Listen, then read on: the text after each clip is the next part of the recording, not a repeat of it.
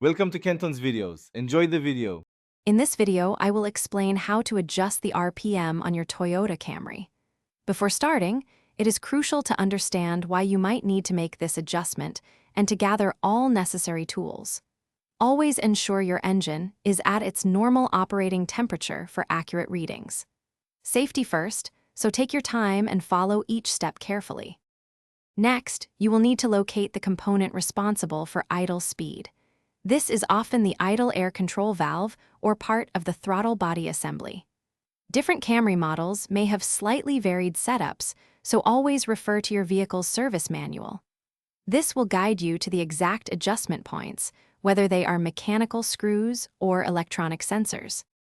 Now, let's make the adjustment. First, connect a precise tachometer to your engine to accurately measure its revolutions per minute. Then, locate the adjustment screw and turn it slowly, making very small, incremental changes. Your goal is to reach the manufacturer's recommended idle speed, which is often around 700 to 800 revolutions per minute for most models.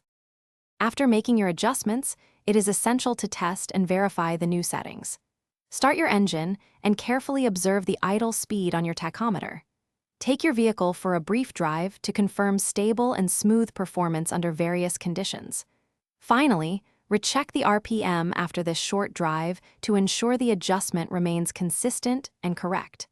Congratulations, you're done. Thanks for watching. Consider subscribing if we helped you.